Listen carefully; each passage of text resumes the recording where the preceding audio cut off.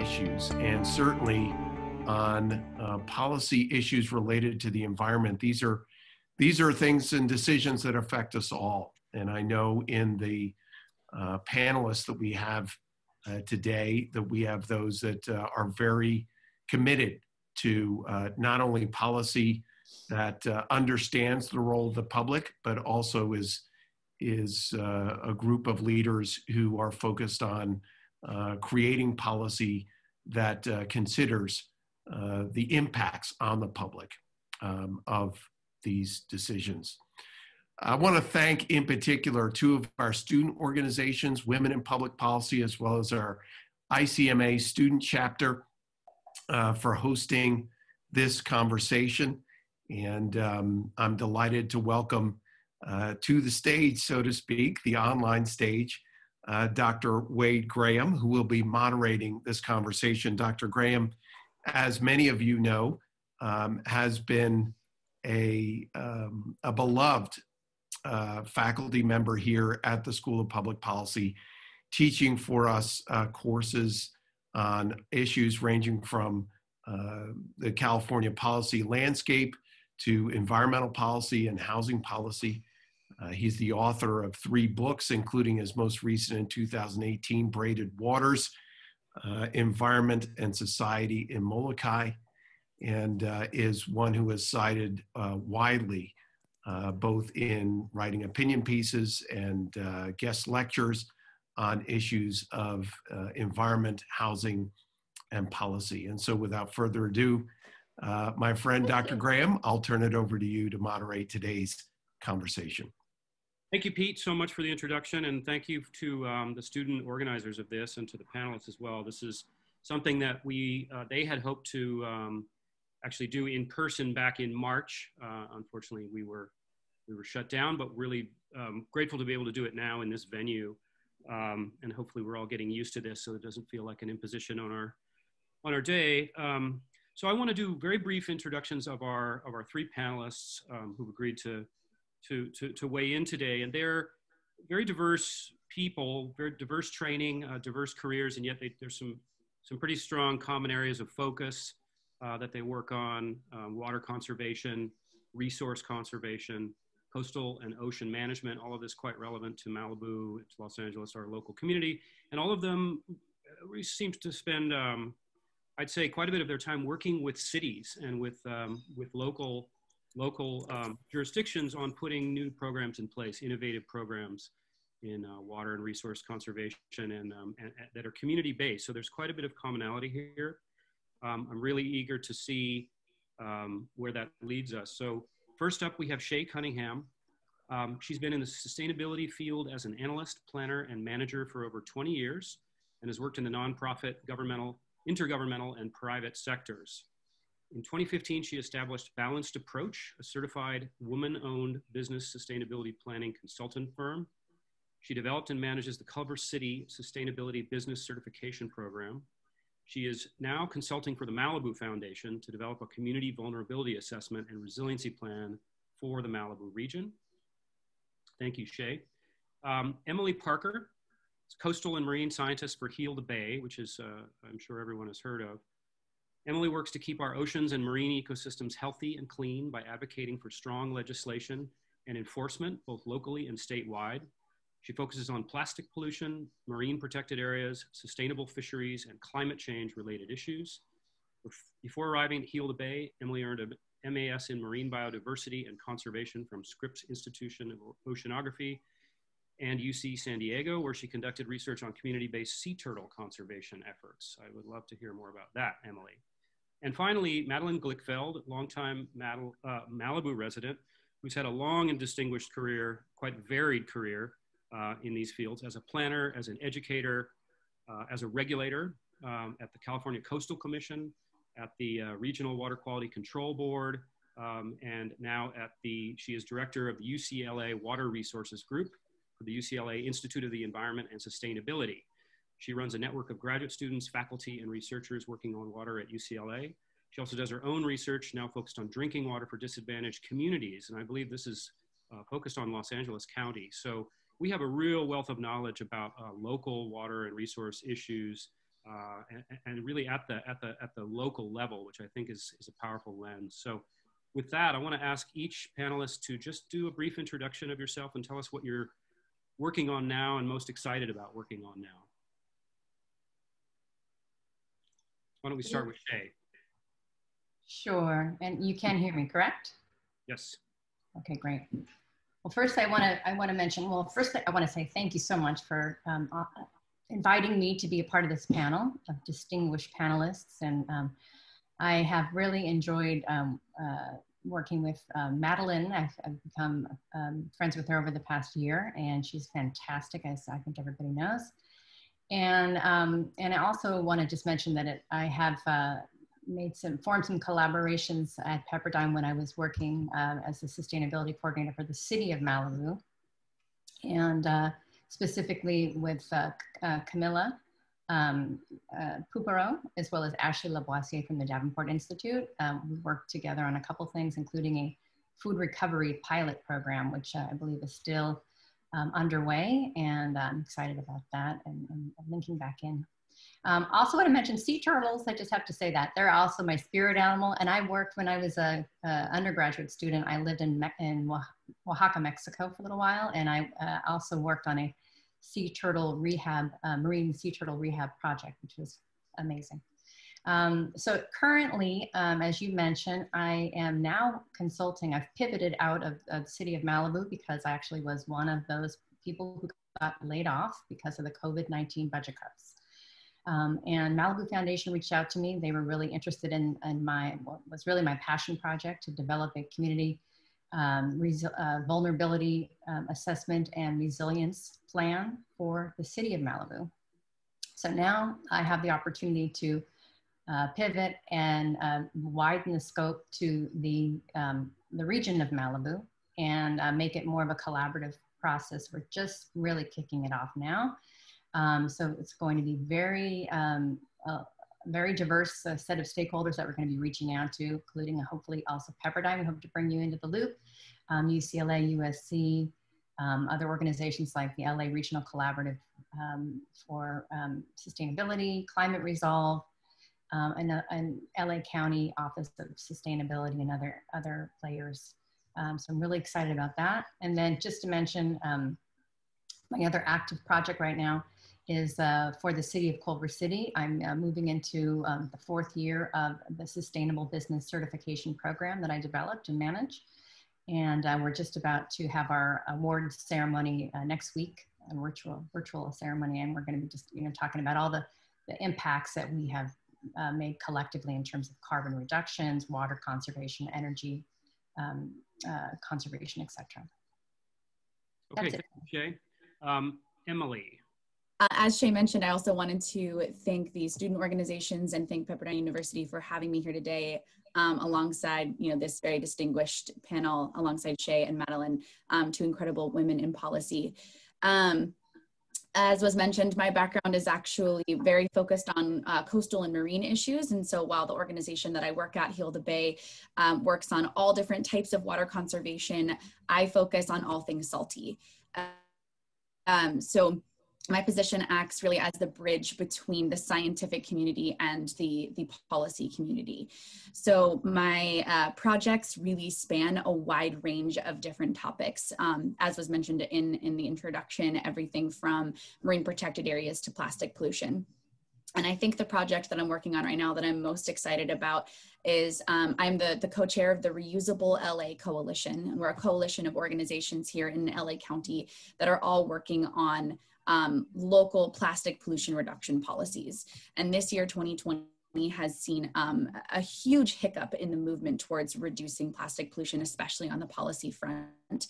And that has been both a massive challenge, but also an exciting opportunity to continue to raise awareness on the issue of plastic pollution, and not just as a marine issue, but as an issue that impacts our communities at its full life cycle. So I think that's what I'm most excited about working on right now, is raising awareness and pushing for policies that deal with the impacts of plastic pollution, not just at the end of its life cycle, not just a straw up a sea turtle's knows, as much as I love sea turtles, as you've already heard, but that talks, or that really focuses more on how plastics impact our communities through extraction and manufacturing, and even through proper disposal. And so that's what I'm most excited at working on right now. I do also run our local LA County-based MPA Watch program, which we help to monitor the 2 marine protected areas that are in Malibu, very close to Pepperdine's campus. So I am often up in Malibu, trudging along the beaches and doing data collection up there. So I definitely have a soft spot for the Malibu coastline, absolutely. So again, thank you for having me. It's a pleasure to be here today. Great, thank you, Emily. Madelyn, let's go to you. A couple of words about what your current projects, what you're excited or frustrated about. All right, now I'm very excited. First of all, thank you very much to the two groups. Such smart students that you have, Wade. Do you pre-qualify them? They're really good. I take and to Dr. Peterson, you're so lucky to have Wade. He's a longtime friend and colleague, and I really think he's a fantastic teacher. So I've been doing work in the environmental field and in land use for a really long time. I've been doing it for 47 years. So I'm going to rather than tell you my life story, I'm going to focus in on what I'm doing right now. And I'm going to talk to you about the questions that I'm looking at. I'm an academic now, but I'm an academic with a mission, which is to ask questions that are really useful to decision making and help guide people that are making decisions. So while I was on the Regional Water Board, I became really aware of the fact that there are over 200 water systems in LA County and 3,000 of them statewide. And a lot of them are separate little systems that provide water in what have become very poor communities. And they are not able to supply don't have the ability to supply healthy water because their water source is polluted, or because there isn't enough water, or because they don't have the capacity to run a water system. So I am now I've been working actually quite statewide on this, but I have 2 projects. One of them is a project dealing with technology. It's a technology and governance project in the Salinas Valley called the Remote Communities Distributed Water Treatment Project. And the other project, which I'll talk about first, is looking at the southern Los Angeles County, which is on either side of the strip that goes down LA County to catch the harbor so that they can hold jurisdiction over the harbor. It's a very narrow strip. And on both sides of that are many of these small systems. They are disadvantaged because they have either less than 80, they have an average median household income that's about 80% of the statewide average for disadvantaged, and severely disadvantaged are 60% of that statewide average. So I have focused in on the fact that there are over 200 water systems in Los Angeles County. There are 64 disadvantaged systems that between them serve about 1 million people. It's a lot. And I focused in on the ones that are in what's called the Central Basin and the Western Coast, the Central Basin and the West Coast Basin, which is basically the area south of the city of Los Angeles and not including the San Gabriel Valley. In that area, there are about 57 systems. And what we have been doing is have several goals. We're examining the capacity of the many small systems serving these poor communities. And the goal is, can they serve reliable, clean, and affordable water? And if not, how to improve governance? And if the logical, pragmatic, rational thing to do, and I'm sure that if Wade were asked this question, he'd say, yes, we should consolidate them all because it's totally inefficient to run this way. But they don't want to be consolidated. They don't want to be consolidated. So the question is, what are the issues involved in consolidation of water systems? Can we solve these problems by doing that? And are there other ways to improve the capacity of systems that are not doing well, that coincide with the owners of these systems, their representatives, and the communities that they serve? The second one is working with a really quite brilliant environmental engineer who has developed a smart water tech treatment for well water in small communities. There's something called distributed treatment that's becoming very much the thought, which is rather than picking up all the water and sending it to a giant system, then sending it back to a community, that it's more efficient to actually put smaller systems in small communities. And if they are smart and they have AI capacity for some things and they can be run remotely, the question is, can we run several systems in small communities with efficiencies that allow us to provide water more affordably than they could get by sending a pipeline about a mile or more? So those are the questions we're having, and we wanted to ask whether or not AI and remote management work for affordability, whether we can discharge the residual waste that's to septic systems without polluting the groundwater, whether we can have a partnership with the community water system owner, whether we can do a project in a way, and this is really important, in a way where people trust the water. We're talking a lot about whether people trust vaccines these days. Well, people don't trust their water. And so how can you provide people clean water and have them want to drink it? And most importantly, if we're successful in everything else, can we find a permanent operator? So those are the issues I'm working on right now. Wow, amazing stuff. A reminder of the complexity of local policy problems, Gordian knots, and I think a lot of the most exciting things are in these, or at sub-national level. Let's just put it that way. A lot of opportunity to look at problems in a new way and try to find some solutions. So before we proceed to some of these areas of policy engagement, let's pick up the topic of the session, which is women in environmental policy. The first question really is a simple one, but not a simple one. Is how has your identity as a woman impacted the way you do policy? What are some of the challenges that you faced in your field? We have about 8 questions we're hoping to get through. So just a reminder, ideally we spend about 5 minutes on each question. So let's try to boil down answers so we can get through some of them. And I think I'll just go in order. I'll start again with Shea. Sure, okay, great. Hopefully I'm unmuted. Yeah, I reflected on this, and quite frankly, I just, there's not a lot specifically in terms of being a woman in the environmental space that really comes to mind. But I would say that just in general, when I first started my career, I really, I was just fresh out of college, it became apparent that I needed to kind of work harder and smarter than my older peers and also my male colleagues. And I'll just give you an example. When I was in my early 20s, I had the great opportunity to build a research policy-based Asia Pacific focused research institute in Bangkok called Focus on the Global South.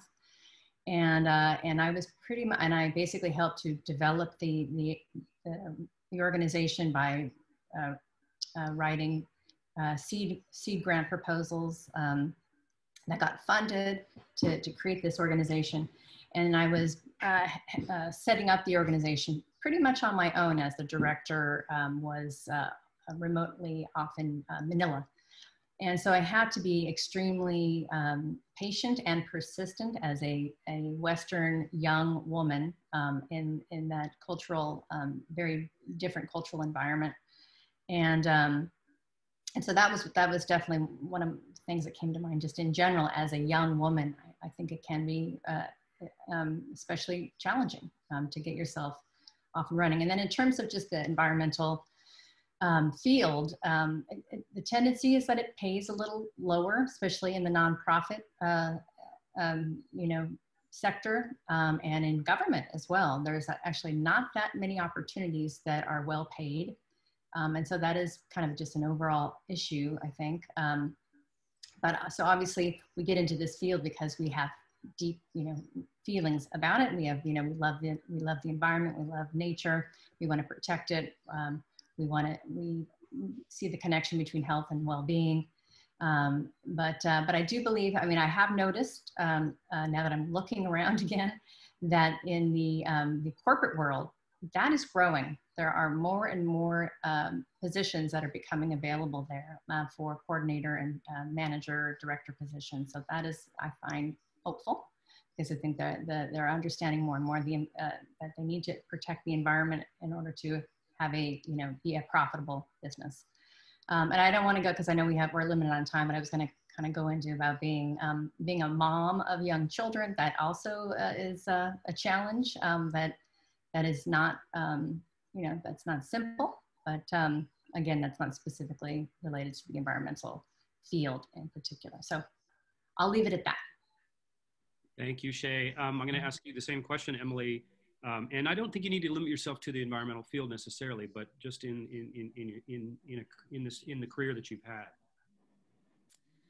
Yeah, I think I also spent quite a while reflecting on this question, because it's not something that I had really thought about before. And it was very thought-provoking. And I ended up having a long conversation with a good friend of mine about this, about how my identity as a woman has impacted the way that I do policy. And interestingly enough, because my position is sort of this bridge between the decision-making world and the academic world, I've had very different experiences in academia and science versus policy.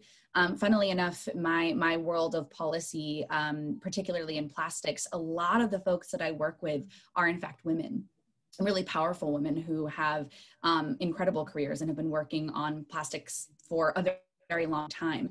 And so in that space, my identity as a woman has definitely not felt like a challenge. And if anything, it's almost felt like an advantage. But in the academic world, in the science world, I think it does feel a little different. When I was in grad school, I think I definitely did notice my identity as a woman more, and did feel the need to speak up more and to defend myself a little bit more. So I think there is definitely a difference in the academic world versus the policy world. One thing I should also note is, as an advocate, as an activist, a lot of what I do is lobbying. And one of the interesting things about lobbying as a woman is sometimes you're taken very seriously and other times you're not. And so it really depends what room you're walking into and who you're speaking to. But I have definitely experienced situations where I'm not taken seriously, or I'm up against powerful male lobbyists who are working the other side of whatever I'm talking about. And that's definitely been a challenge. Sometimes I'm taken seriously, but sometimes I'm interrupted and spoken over. And I definitely, as Shea mentioned, find that sometimes I do have to work a little harder, speak a little louder, do a little more digging, and have the stats, facts, and figures to really back my argument up, because my word isn't always taken for truth. But that being said, as I mentioned earlier, the women that I do work with, particularly in the Plastics Coalition that I help to run, I find that women do bring a particular unique skill set and ability to the work that we do. And I think that the women who are successful in policy, they aren't there in spite of the struggle of being a woman, but they're there because of it. And so I think that, yes, there are definitely still challenges and barriers, but there is, I think, beauty to being a woman in policy as well. Thank you. That's well said. Madelyn. So me too, I can say that to both of my colleagues on the panelists, but I think I wouldn't usually say these things, but I think just because of the time where we are right now, I think it's important to do so. When I first became a professional in 1971, it's a long time ago, it was okay for employers to ask you whether you were, when you were intending to get married, when you were intending to have a child. It was okay for them to tell you, no, I really don't want to hire you. It was okay when I was a consultant for the clients of the consulting firm to say, no, I don't want that person working on I don't want that woman working on my project. it was very normal for me to be asked to go get coffee in a meeting. People couldn't conceive of the fact that a woman was actually a professional. So that, and I never ever saw a woman that was in a senior capacity in my field until I went to school in 1974. I went back to get a master's degree, and I suddenly saw that half of my class in urban planning were women. That was a revelation to me. And I think things have been changing since then. A lot of the changes are due to the laws that are in effect now to provide equality for women, which we can thank RBG for. And I think that certainly she's made a huge difference in my life. But I found I work very closely with people of younger generations, and I don't think particularly women understand how bad it was and how important affirmative action was and how much worse it could get in the future if the laws that are there to protect us are not there. So that's my soapbox for today.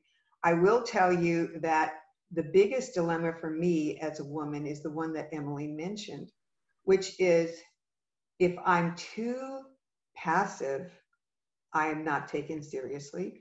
If I'm too aggressive, like Hillary, people are put off and can't listen. So getting people to listen to you is really important. Figuring out how to do that, how to be a leader, and how to not just attune yourself to the group, but how to assert yourself in a way that people listen. I think that Kamala Harris did the perfect thing last night and said, excuse me, this is my turn to talk. So I recommend that to Emily. But I think that, you know, one of the benefits of being in the environmental area is, as Emily mentioned, there are a preponderance of women. And early on in my career, I think 25 years ago, Mary Nichols, who has been the long-term Air Resources Board chair, brought together her friends and people, and we brought together other friends to bring together a group of women in the environment for the purpose of mentoring each other, for the purpose of having an inside group where we were definitely not the inside group within a white man's world. And that did an incredible amount for my career, both in teaching me about leadership skills and opening up possibilities and getting me a network of friends. More recently, I was part of a Women in Water group. And so I got to meet all of the decision makers in the region and actually in the state working on water through those groups. And I think that's really important. So in your career, I think don't take everything that we have right now for granted. Make sure you do the kind of networking that's possible, and find that line in working with your male colleagues that's going to help you be able to be a leader. Thank you, Madelyn. Thanks for sharing experience. You know, so much of all of the questions that we look at are generational, cultural, and in fact, locational. I think people's experiences in different states are very different in this capacity. So, you know, what I'm hearing is both somewhat hopeful and still frustrating. I appreciate that you say we need to be cognizant of the legal protections and how tenuous they are, particularly in this moment when established law, particularly environmental law, but also other kinds, are under attack. And that we can't focus too much on our day-to-day policy issues because there are bigger structures that are important. So we have another question really about barriers to women in the policy field and in environmental sciences. I think we've heard a bit about that already. And I want to focus on what we can control at the School of Public Policy, which is in education. Are there barriers in education? Line 1 and line 2, no message. I don't know who that is, but they can answer forth. Are there barriers in education or things that we could do better to remove some of these challenges that women have historically faced? I'll start again with Shea. Oh boy. that is not one that I really spent time reflecting on, but I have to say that I think that, you know, I think this is more in general again. It's really important to have real world connections to in the university field environment, that, you know, we can't just sort of educate people in a silo, right? And then let them kind of go off into the world. And so I think just there needs to be real good connections with opportunities like fellowship programs. And I do understand that as of yesterday, actually, pretty timely, that Gavin Newsom just announced the California Climate Action Corps Fellowship Program. And I think those sort of real world programs, connecting those with the different university programs like the public policy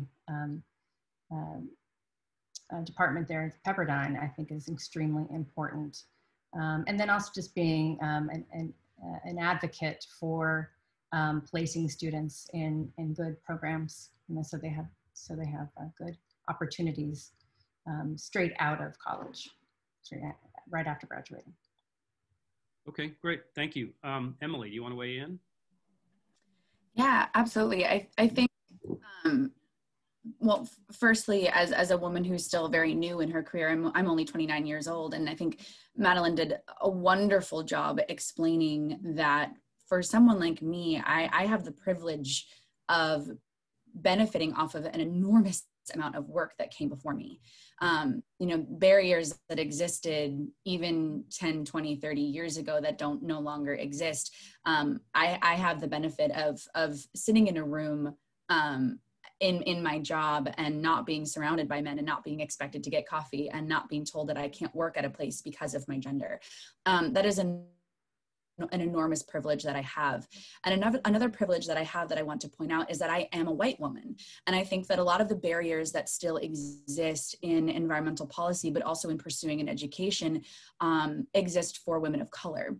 I think that there are systemic and institutionalized barriers that exist across higher education, across the entire nation, across the world, that make it much harder for women of color to pursue higher education. And in my experience, I have found that most of the women that I work with, they have higher degrees, they have bachelor's degrees, they have master's degrees. And those degrees are harder to get if you do not come from a place of privilege. So I think that is something that I do want to stress, that I do come from a place of privilege, being that I am young, that I didn't have to face some of these extraordinary barriers, and that I am a woman with white privilege and with class privilege. I do think that I was also very fortunate in that in my education experience, I did feel heard and I did feel supported in that education experience. But one of the things that I noticed when I was a graduate student is that my cohort and also most of the students at the school I was at, it was very white. And so I think that is something that is still definitely, two different Zooms. so that's something that I wanted to focus on. Yeah. Okay, thank you, Emily. Madelyn, finally, you are an educator yourself. You deal with these questions every day. So I'd love to hear what you think about this question. What can we do better on these issues?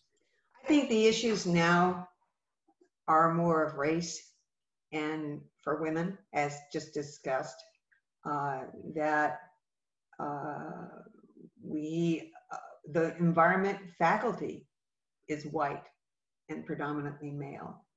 And boy, I sure hope you don't think, Wade, that that's an attack in any way on you, because the problem is getting women to be faculty so that students can recognize themselves in the faculty.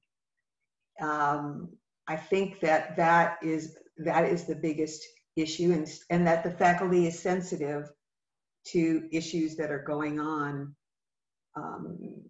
in a person's life. It's all got to do with, we have at UCLA probably the largest population of kids receiving financial aid because of poverty. We have a significant number of students who are foster children and just got fostered out. We have lots and lots and lots of kids who are the first ones to go to school in their family. Certainly just to get an undergraduate degree, much less to get a graduate degree. By and large, still, our student base is more diverse than our faculty base, and we need to do better at that. And we need to do better at that because we need to be, I think that more and more universities need to work in disadvantaged communities and communities of color. And in order to do that, we have to have people that look like them and have the same experiences as they do.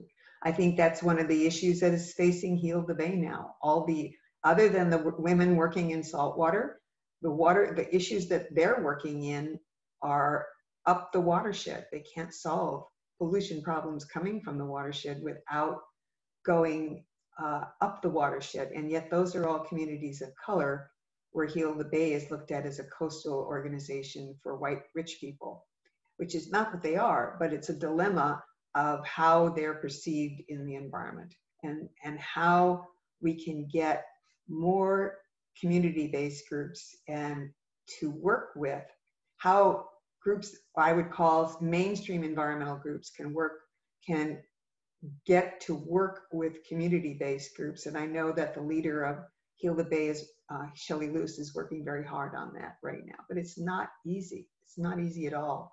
So I think those are the things that are important.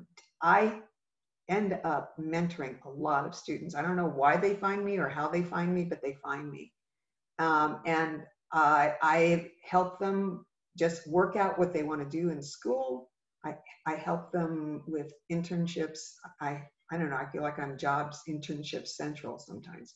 But it's something that somebody with my experience can do. And I've learned, and I'm sure you're going to talk about this later, of one of the qualities of leadership is being a connector and a networker. And because I'm both of those things, I can help people, and I want to help people. So that's what I have to say.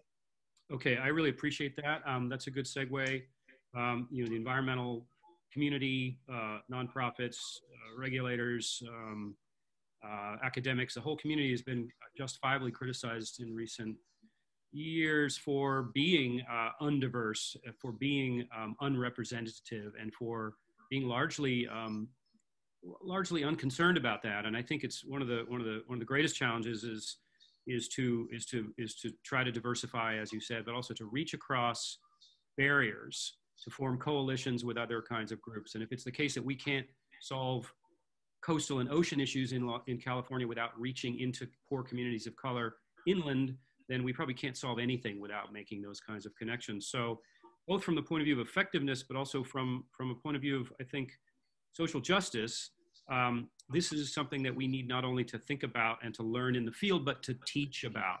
So I want to ask you, anyone who wants to weigh in on this, what connections do you see between the way we do environmental policy and social justice, and how can we make those more explicit and more built in to the way in which we think about these things, teach these things, structure these things? Maybe I'll go to switch the order. I'll go back to you, Madelyn. That's a really hard question, but it's a good one for me related to the work that I'm doing right now.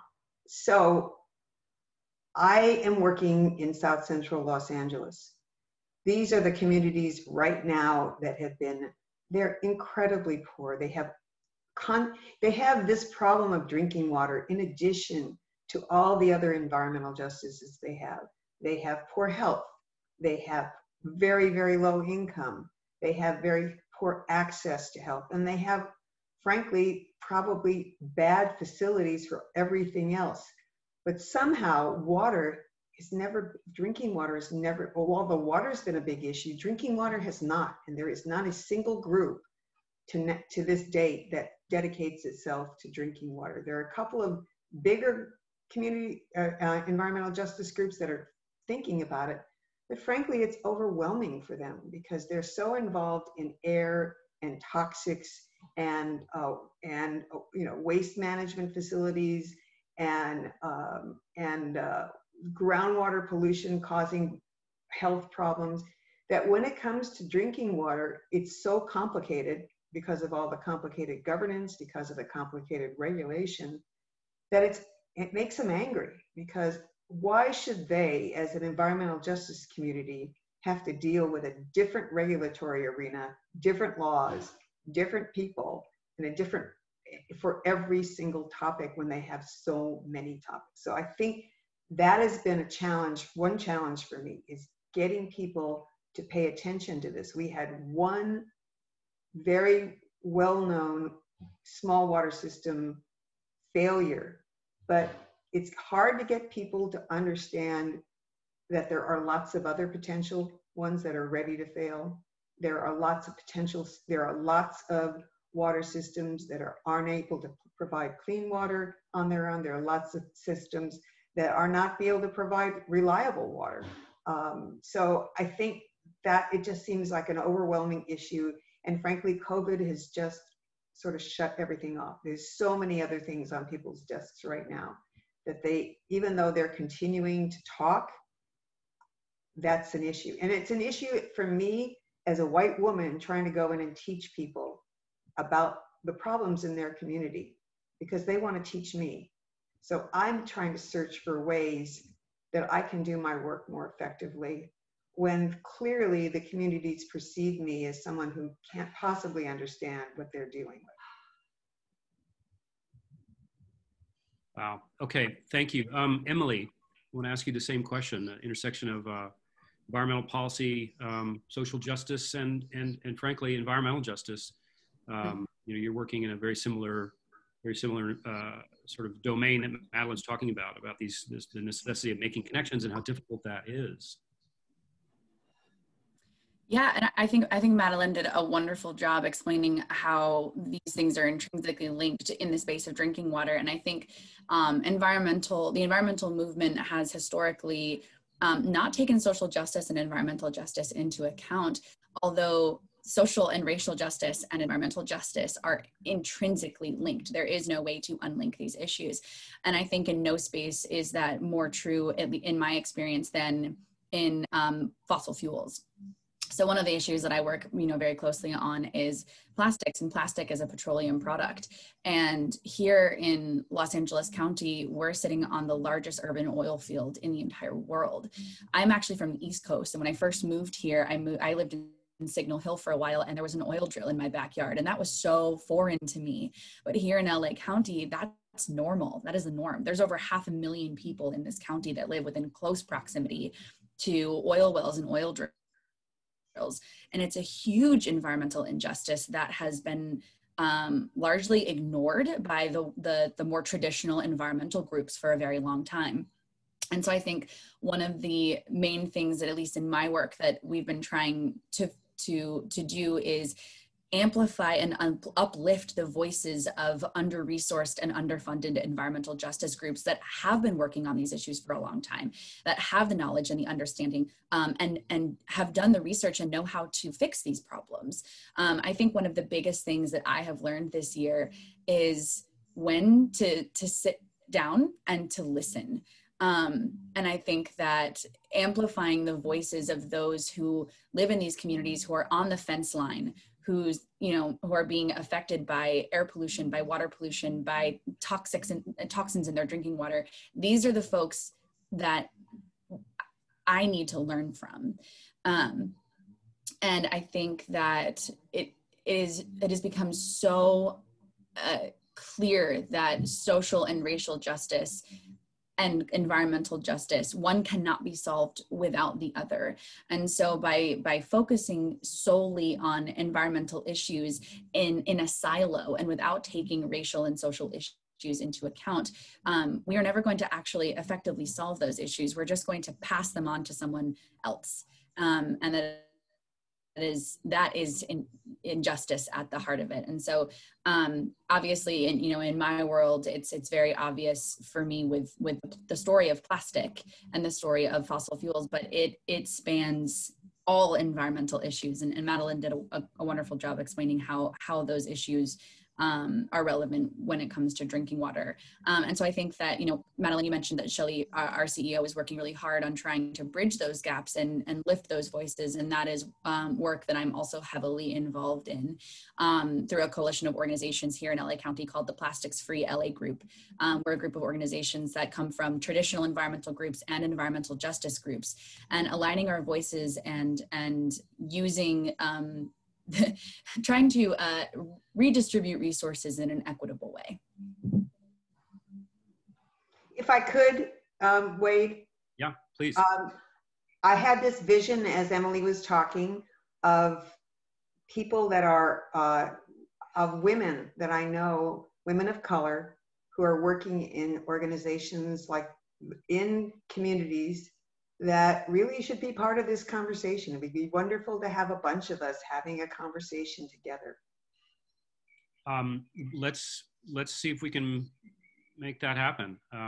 So one of the commonalities, one of the common themes that seems to cross a lot of what we've been talking about, a lot of what I teach about, a lot of what we encounter in trying to teach about environmental policy is the sort of real dissonance and disconnect between levels of government, levels of jurisdiction, between the local, the state, and the federal.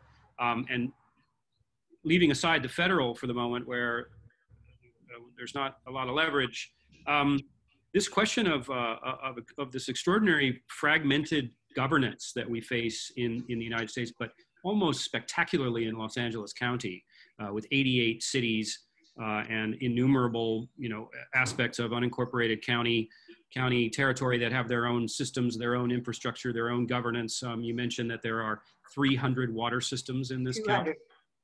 200. Anyway, a big number. So I want to ask this question, and I'd like to actually ask it from the perspective of about plastics, reform of plastics.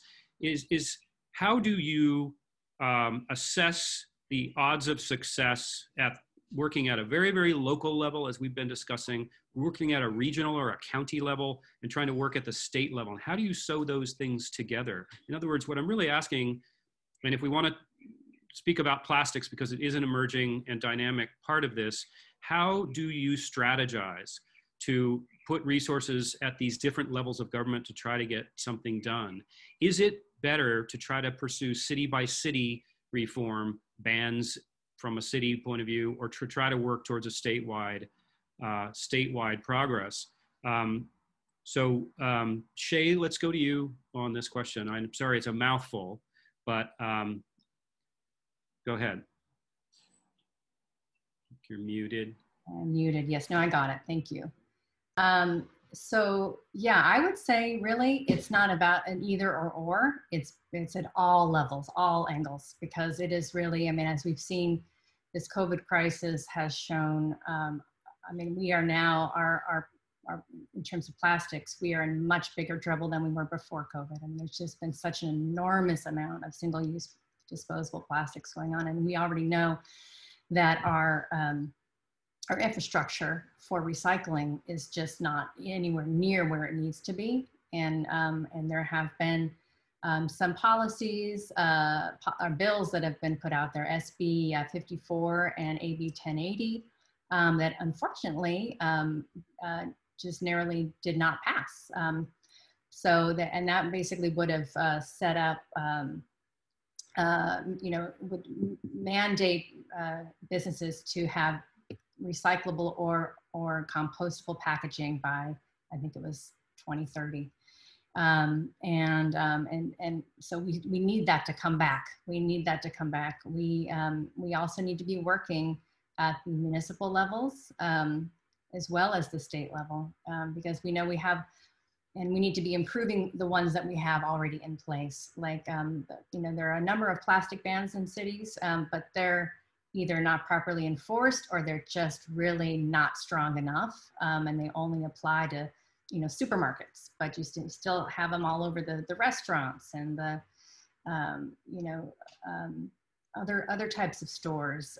So we really have a lot of work to do, and it really needs to happen at all different levels. And also at literally, well, I got really inspired to work at the school level because I'm a mom. I have, now my kids are teenagers, but when they were younger, I was like, I walked into the kindergarten and I was like, wait a minute, they're not even recycling here.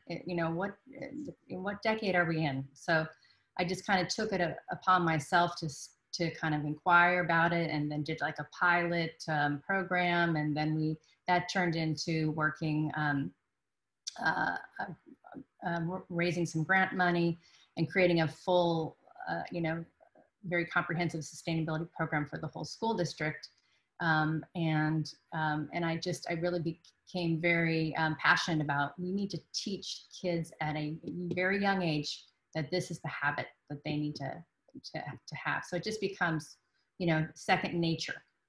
Because I really firmly believe that, in the 1980s kind of really screwed us up in terms of culture. It was the culture of just, everything is, disposable, and let's consume a lot and let's just throw it away. So we are basically needing to, dig ourselves out of that terrible hole that we've created culturally. And I do believe, obviously, that the COVID crisis has been so challenging on so many levels. But I also think it's an opportunity as we move out of it. We've built so much awareness because we've seen the climate crisis on steroids. I mean, we have,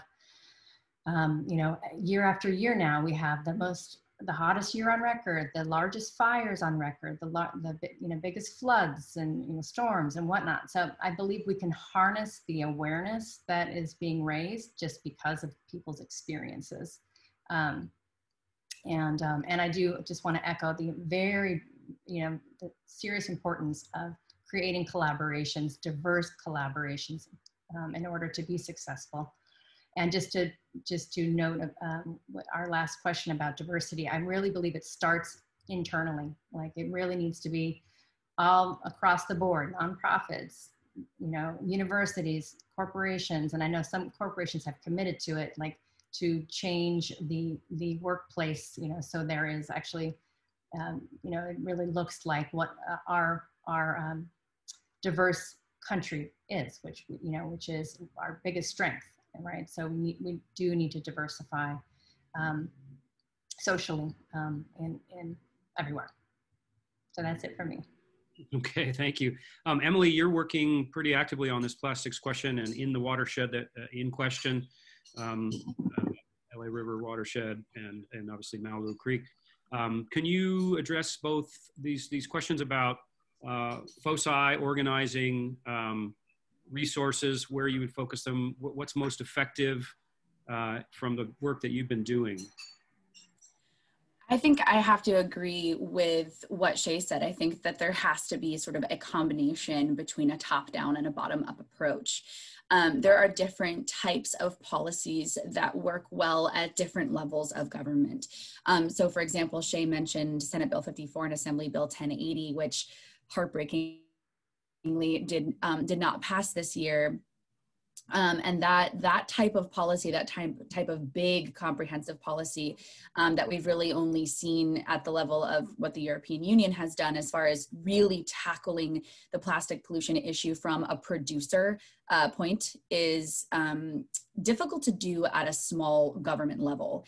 And that is for a number of different reasons. I think one is that trying to tackle something that big at a municipal level is expensive, it's difficult to enforce, and you're up against an enormous opposition. So those kinds of larger comprehensive producer responsibility schemes, I think, are more effective at a statewide or federal level versus different, there are different types of policies that you can do on a municipal level. And I think Shea also mentioned that, there are plenty of plastic pollution reduction policies that have already been passed in cities in California that are not perfect. They either have loopholes or the enforcement is nearly impossible.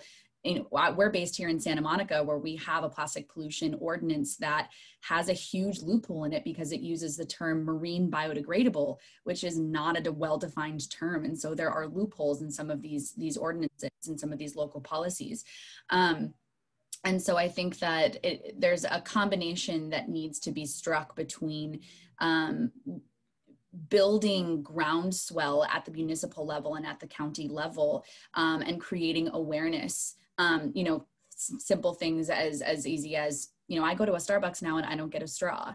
And I think just the simple awareness of that is powerful, even though just banning straws is not, you know, is a drop in the bucket in the grand scheme of things. So I think that it needs to be that combination of groundswell and building awareness at the municipal and county level, combined with these larger, more comprehensive producer responsibility based policies that need to come from our state and hopefully one day from at the federal level as well. There is a federal bill that was introduced this past year called the Break Free from Plastics Bill, that came from Lowenthal and Udall, it's a great bill. I don't foresee it having a lot of traction at this time. However, that kind of bill, that kind of, you know, big bill that really takes on the plastic industry is what needs to happen at the state and federal level. One of the biggest challenges that I've experienced as an activist and a lobbyist at the statewide level in particular is that we're up against deep, deep pockets. Senate Bill 54 and Assembly Bill 1080 were lobbied against aggressively by a group that calls themselves Californians for Recycling and the Environment.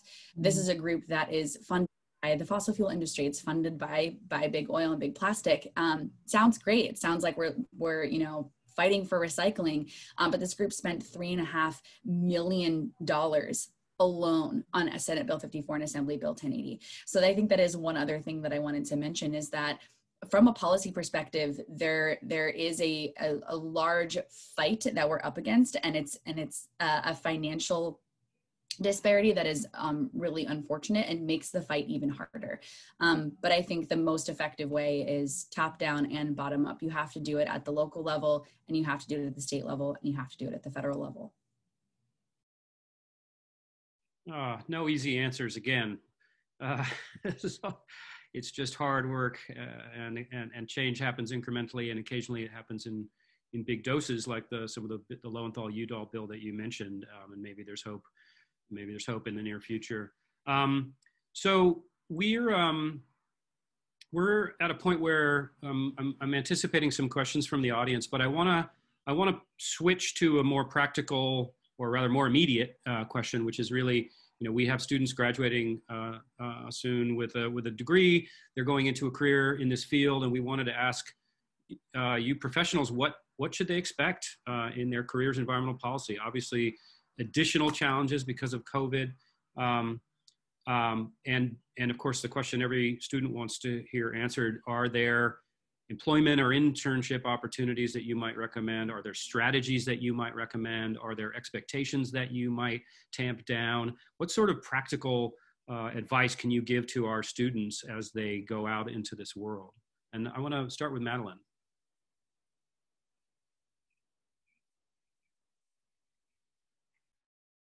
Sorry, I had myself muted. Can you hear me? Can you hear me? Yes, we can hear you. Okay, thank you. Oh gosh. I apologize, my phone just keeps ringing and ringing. I think the issue for me is, I can tell you what I would normally do with students, and I think that's really largely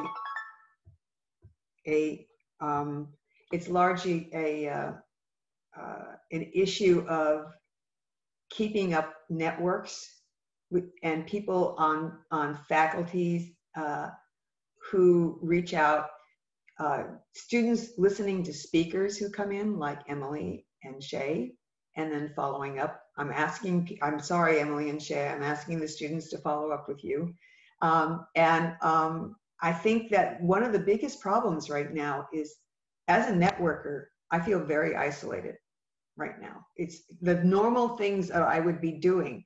I do this, but I also have coffee with people. A bunch of us go out to lunch.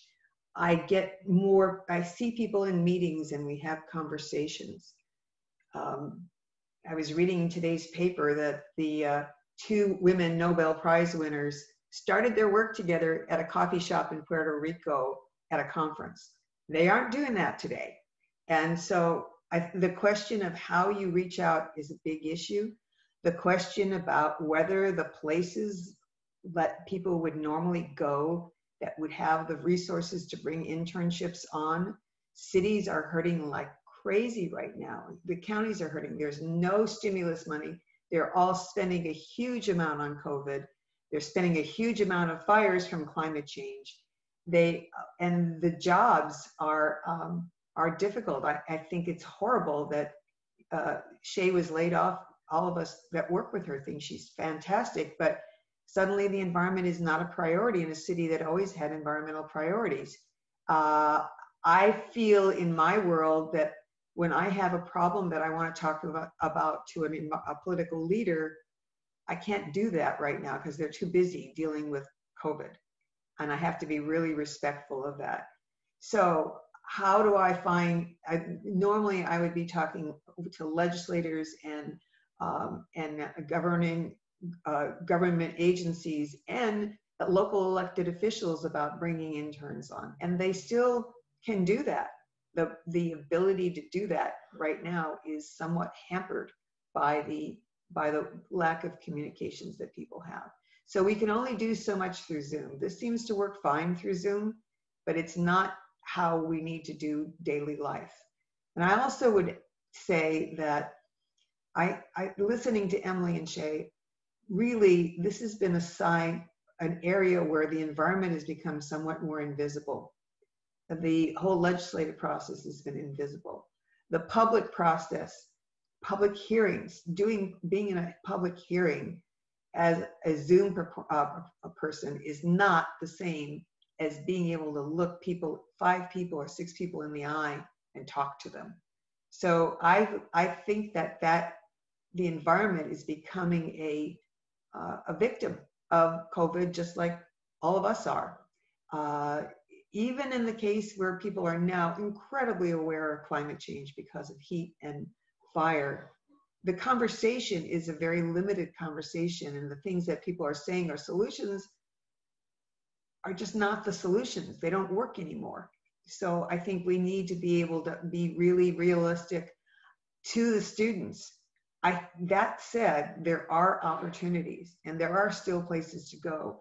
And whether or not I think that there's a lot of limitations to that, just getting your resume in to the right person at the right time means you have to send it to a lot of people and you need to follow up on it. You actually need to pick up a phone because it's not going to be okay to text people only. I can tell. That's the biggest problem I have with my students is, well, they didn't answer my text or they didn't answer my email. I said, call them, talk to them, actually let them hear your voice. So that's the limited advice I could give you for right now, but I can tell you that being connected to people who are networked and are willing to share their network with you and are willing to help you and mentor you is really important. Okay, thank you. This is an interesting point. Phone calls. Remember phone calls? Some people don't remember phone calls. They're not old enough. It's a funny bit of etiquette now, sort of who can you call? When can you call them? But I think it's important to actually, when you have a relationship with somebody in a network that's based on emails, please don't tell me it's based on texts. But if it's based on emails, it's not impolite to say, could I call you? May I phone you sometime? Because that is actually the most intimate way to speak to people. And it's sort of somewhat guarded, but I think that's an important point. I hadn't really thought of that, but when people do call me, I pick it up and it's more, you'll get me faster than an email, and I won't return a text because it's too, I mean, not that I won't, but that's too personal. So balancing the modes of communication in this new world is really critical. But I think being, I don't want to use the word persistent, but being there, being communicative is certainly a skill that we all have to have. I want to just ask the same question about what can our students expect and how can they adapt to try to find a career in this field now? Shea, do you want to take that? Sure. Yeah, I would just really echo what Madelyn was talking about. Really, I mean, she hit it all on the head. I mean, I would just say in terms of this particular very challenging time that we're all living through, I mean, it is a major setback for us and for the environmental field, but I do believe that we can have a major comeback as well. I mean, hopefully things go well in November, which is just, what, goodness gracious, it's less than a month away. And I really do think we'll be well set up, because there are a lot of bills out there and legislations out there, like SB 100, which has committed the state to 100% renewable energy by 2045, being a net carbon neutral state. And then, as I mentioned, Gavin Newsom, our governor, just laid out a number of other policies, one being committing to all EV cars, all vehicles need to be electric by 2035, and that's pretty bold. And 15 other countries, he's following the lead of 15 other countries, as well as an initiative he just announced yesterday called 30 by 30 by 2030, which is about protecting 30% of California's land and coastal waters. I mean, that's major, and that's by 2030. And so we have a lot. I think there is reason to be hopeful. And I think that, as I mentioned, more and more people are waking up. It's going to be hard. It's going to be hard. And we do need to be obviously patient, but I do believe we also need to be persistent. And you can be persistent when you're launching your career in a, carefully persistent, where you don't want to overdo your communications, your reach outs. But I do believe you do need to make calls as well to distinguish yourself. Be bold, but also be strategic. Be a really good listener. Definitely network like crazy. Hugely important. And I think it's also one way to really make yourself stand out is to have your professor, your favorite professor, or anybody that you might have already interned for, to send recommendations on your behalf, because that always makes you more of a standout candidate.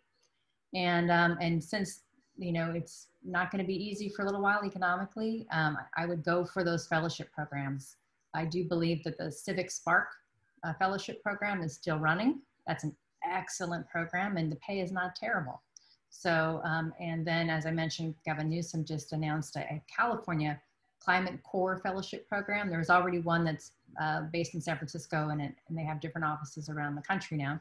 But that one, I just got renewed energy and money there. So I would look at both of those fellowship programs to start with.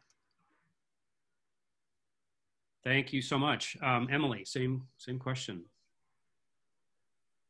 I think Shea and Madelyn already covered pretty much everything, but I do want to stress not to give up hope. I think that, yes, it does feel a bit dire right now, and the environmental issues do feel as though they have taken a back seat. And the environmental policy world, it is not easy. There are big wins, but there are also big losses. And so I think it does take someone with a strong stomach and who's ready to take on some of these big tasks. Definitely don't expect it to be an easy ride. But I also would say that, definitely be hopeful in that this isn't going to last forever. This year of 2020, this isn't going to be the forever situation, although it has changed the way we communicate. And I'm so glad that we talked about communication a little bit, because in my position, my day-to-day operations used to involve a lot of in-person communication, a lot of networking, a lot of lobbying and activism, lunches, coffees, everything that Madelyn was talking about. And all of that is now virtual. And I can tell you from experience that a phone call goes a long way. My email inbox has become a black hole. And if someone tries to reach out to me via an email, hopefully I'll see it, but I might not. And I actually spoke with a student on the phone just yesterday, and it was a phenomenal conversation. And so getting on the phone with someone is a great way to network. I'm sure the undergraduates and graduate students that are on here are really tired of hearing the word networking. I know I was when I was a student, but it really is everything. The reason that I have the position that I have today is because of someone I met in grad school who knew someone who knew someone. And I think that finding folks who are willing to share their network with you is going to be extremely helpful. And then as far as suggestions for places where to look, Shea, you gave some excellent examples. There is also the, if you're looking to do marine policy, there's also the Sea Grant Fellowships. Those are still happening, and that is a phenomenal program that'll absolutely get your foot in the door. So definitely recommend checking those out. The National Resources Defense Council also has an incredible internship program. Their summer program is really great. And Heal the Bay is also still taking policy interns. We take 1 or 2 every quarter. We only have 2 departments that are taking on interns right now, myself and our water quality scientist. But we are taking on interns, and we do welcome both undergraduate and graduate students to join. Of course, those internships look really different right now. They're entirely virtual. All the communication happens like this. It happens over Zoom. But it is still a good learning experience, and it is still a way to build your network. And your network really is going to be the way that you're going to break through in environmental policy. The environmental policy field is small. I know pretty much every single person in California that does marine specific policy work. It's a small world, but the network is everything. And like I said, I'm sure you're tired of hearing it, but I'll say it again. That is good. Those are hopeful and some good resources there. I appreciate that. You know, the other thing is that we're lucky to live in California because this is such a big and integrated part of our policy life, our political life, and our culture. There's no more interesting place to be in this field or to observe it. And then again, you know, thank you for saying this, Emily, but this is not always going to be like this. You know, all storms end. The work goes on. David Brower used to like to say that working on the environment is not something that you do for your career or your lifetime. It is intergenerational. You will pass the work on to those yet to come, and the passion you bring to it is not just to have a career, but it's to show that you had love for those who will come later. So keep that in mind. Play a long game. You know, it's a bad moment in certain ways at the moment, but it's not by any means, you know, the whole story. Let's see. We have a few questions that I'd like to bring in from some folks who are on the call. Question for Shea. What are the daily tasks of an analyst and qualifications and experiences needed to get that role? All right. Well, as an analyst, I would say you do need your BA, which I'm assuming you're getting, or your BS, one or the other. I mean, for me, I started off just giving you my personal story. I started off, I decided I didn't want to go straight to graduate school. So I worked, I had an internship at the Institute for Food and Development Policy in San Francisco, right where I went to school. And I became a research assistant to the executive director at the time. And that is how I ended up getting my opportunity to go to Bangkok and set up an organization there. So I think that, and then I came back to go to graduate school at UCLA and get my degree in urban planning and public policy several years later. And I continued on as an analyst. I went up from assistant to associate, and I became a senior analyst. And so I would just say that, you know, just focus in on what really interests you, and go for, you know, go with your gut, and just make sure you have sharp analytical skills, and of course, people skills are very important too. As we were talking about, communication skills are very important, and you will do well. I mean, there, you know, you can there's so many different avenues you can go into. So if you have a follow-up question, you can always, as Madelyn suggested, please reach out to me. Feel free to reach out to me. We can speak offline. Thank you so much. Let's see. Madelyn's just posted another fellowship. Thank you for that, Madelyn. I have a question for Emily, and this has to do with bridging the gap between science and policy, which is what you're doing in your day-to-day work, and how to gain qualifications or experience to do that. That's a very good question. And I think there's a few different routes that you can take. I very intentionally sought out a higher education program that was intersectional and interdisciplinary, and that looked specifically at connecting science, communication, education, outreach, and policy, and bringing all of those things together into one space. So the degree that I sought out is very specific to what I'm now doing. There are a bunch of different programs that do that kind of work, but I think that it definitely does take knowledge of both the scientific realm and the decision-making realm, understanding how, understanding how to find good science, because there is bad science out there, and use that good science to influence decision making is a skill in and of itself. It is not exclusively understanding how to conduct your own research, and it's not exclusively understanding how to advocate and lobby. It's a combination of those two things. So the graduate program that I did it's a Master of Advanced Studies at the Scripps Institution of Oceanography, and it is specifically dedicated to this skill set, and it is a unique skill set.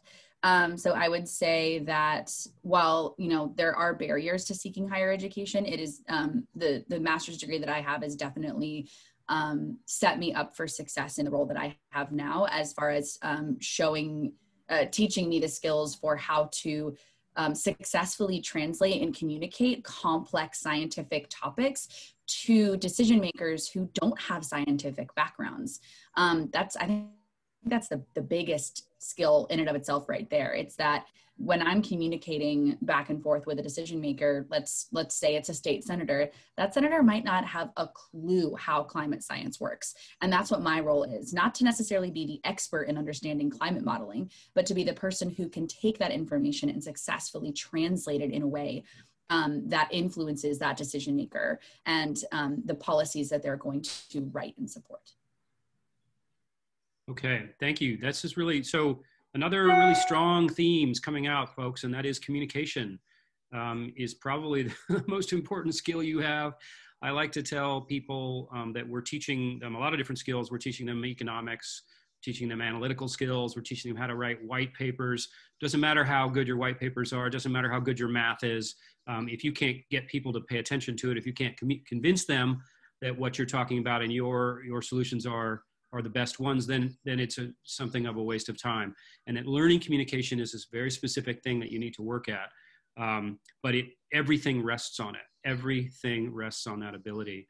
And we need to be super conscious of it and super willing to take risks and to learn. And a lot of it's going to be self-taught because we don't really have a curriculum in that, though possibly we should. So happily, we are right on schedule. And we have about 9 minutes so that we can end at 1 o'clock. And I'm going to give all the panelists an opportunity to just, we've called it a closing statement. I don't think you have to think of it that way. Anything that you'd like to say, a soapbox, a thought, how to leave us, what thought do you have to leave us with? And let's start with you, Madelyn. So my thought after just listening again to this sterling panel that I'm on, it's really amazing to be with these people, is that it's not only important to learn how to communicate. In order to communicate to people that you want to influence, you need to listen. You need to be able to understand where they're coming from. You need to be able to recognize their issues. And that's true whether you're talking about a key decision maker or a community-based person. We're living in an era where facts and science are being questioned every day. And so in order to get credibility with people, you have to show them, or not show them, you have to basically actively listen and ask them for their point of view and figure out the very hard thing of getting your message across to them in a way they're going to hear it. This is not easy stuff. It's not just being available to basically speak things in English to people who need to hear them in English rather than scientese. And in fact, Wade, there's a lot of attention being paid in the literature, and there are programs about teaching communications to environmental scientists. There's a lot going on, and it's actually a great field for people who are not scientists to get into, that are interested in translating science to policy. I'd recommend that you go and just start to look for education programs, science to policy, or science communications, or environment and communications. Those are all great things to know about. That's it. Excellent. Thank you for that. Shea, do you want to give us a closing word? Sure.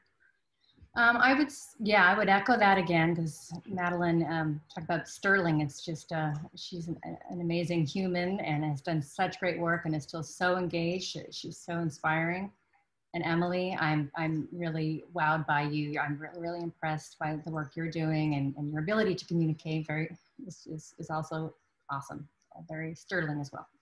So I would say that yes, listening, as I mentioned, echoing, listening is hugely important, especially right now. We are in such a divisive environment globally. I mean, in this country in particular, it's just become so politically divisive. It's just can be overwhelming. And I think practicing self-care, I would have to say, is also incredibly important. So health and well-being is a part of, the larger environmental health. So I would, just as an aside, very, very important part of just moving forward in this difficult time is to practice self-care. But active listening, engaging in active listening, very important, and to be able to kind of find ways that we can open people up that seem to be completely on the other side. I think we have a real bad sort of branding problem with climate change.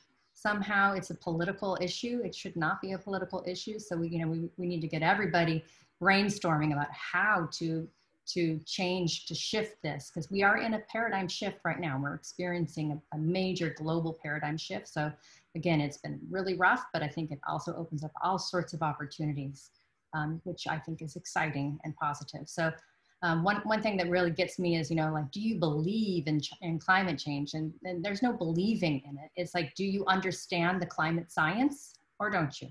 So I just, I'm just going to leave you with that. I think that is something that we should ponder and work together on shifting the way that we are talking about climate change and the climate crisis, because it's here on steroids, unfortunately. So we need to take bolder actions and do it together. So network, and don't give up, and take care. Excellent. Thank you so much. Emily, you are on.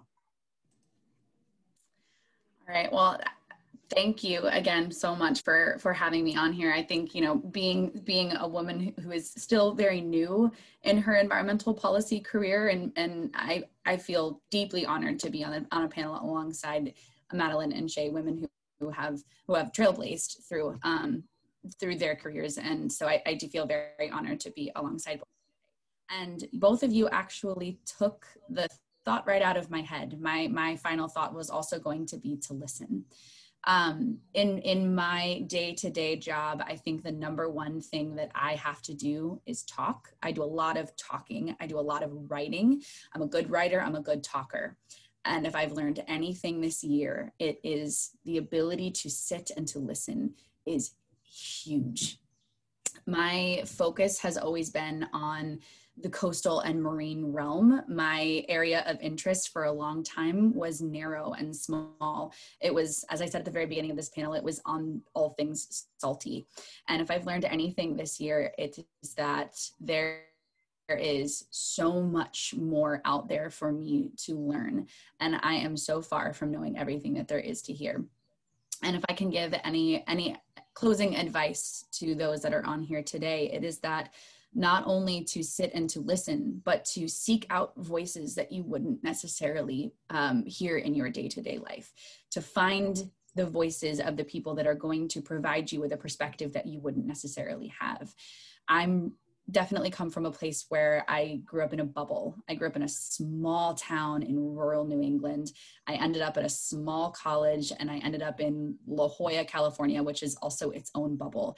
And if I've learned anything about from moving to Los Angeles and having this job, it's burst your bubble if you're in one. Seek out voices that you wouldn't necessarily hear and listen to what they have to say, especially if it has to do with bigger, broader social, environmental, racial justice issues. I think that we are really good at getting wrapped up in our own issues, not so great at listening to others sometimes. So again, thank you so much for having me. And yeah, remember to sit back and listen. Thank you, Emily. This is went in directions I hadn't anticipated. Fantastic. So many, this has been really valuable for me to hear these threads coming together at a lot of levels. And I really would like to continue this conversation, particularly Madelyn, your suggestion that we should make an effort to actually broaden this conversation to women working in these fields, not necessarily at a governmental or an academic or even a, an environmental NGO level. So let's work on that. Again, happily, we are right on time. So I want to thank everybody, all three of you, for taking the time to do this. Dean Peterson for getting us launched, and most of all, our students at SPP. Let's keep doing this. Let's keep the conversation going. Let's keep listening. So thanks to everybody, and it is about to turn 1 o'clock, and I think we're done. Thank you so much, everybody. Thank you. Thanks for the Yeah, invite. thank you so much. This is great.